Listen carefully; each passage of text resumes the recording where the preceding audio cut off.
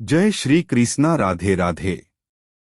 कलयुग का अंत कब और कैसे होगा, आइए आज जानते हैं इस वीडियो में।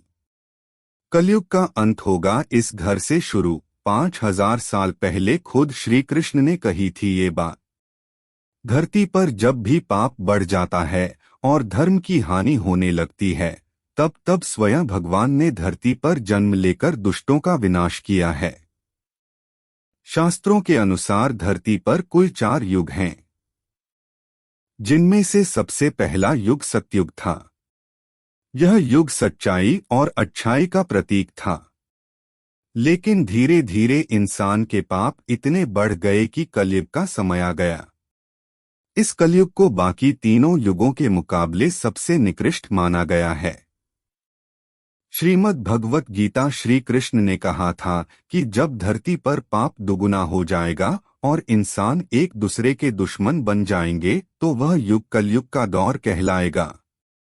ऐसे में बाकी तीनों युगों की तरह ही कलयुग की अवधि भी 1000 वर्षों की होगी, जिसका अंत एक बार फिर से भगवान खुद करेंगे।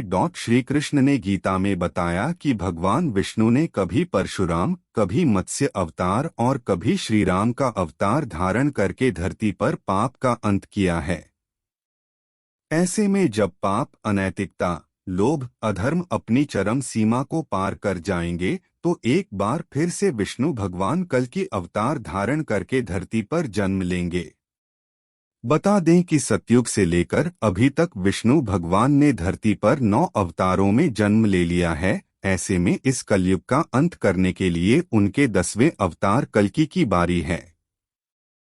हर व्यक्ति इस युग का अंत देखने को उनके कल्कि रूप का इंतजार कर रहा है।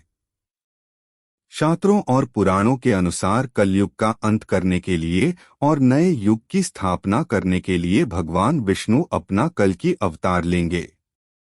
इसके लिए वह कलयुग के अंतिम समय में सावन मास की शुक्ल पक्ष की पंचमी को जन्म लेंगे। शायद यही वजह है जो हर साल भारत देश में सावन महीने की शुक्ल पक्ष की पंचमी को कल्कि जयंती के रूप में धूमधाम से मनाया जाता है। पुराणों में 5000 साल पहले ही लिखा गया था कि भगवान कल्कि उत्तर प्रदेश के मुरादाबाद जिले के संभल नामक स्थान पर विष्णुषा ब्राह्मण परिवार के घर में जन्म लेंगे और एक घोड़े पर सवार होकर दुष्टों और पापियों का नाश करेंगे।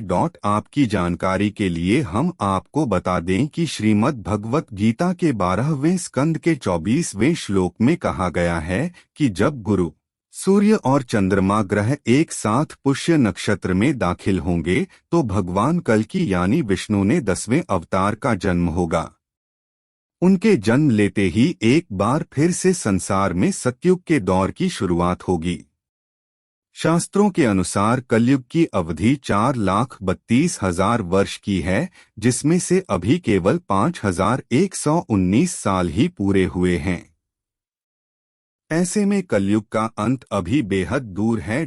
सतयुग को एक समय में स्वर्ग युग माना जाता था, लेकिन इस युग के बाद इंसान धीरे धीरे पतन की ओर बढ़ता चला गया और आज समय इस कदर बीत चुका है कि लोग अपनों के ही दुश्मन बनते जा रहे हैं।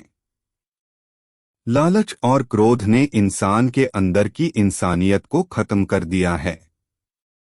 लेकिन जब विष्णु का 10वां अवतार धरती पर जन्म लेगा तो एक बार फिर से इंसानों की बुद्धि लौट आएगी और बुराई का अंत हो जाएगा।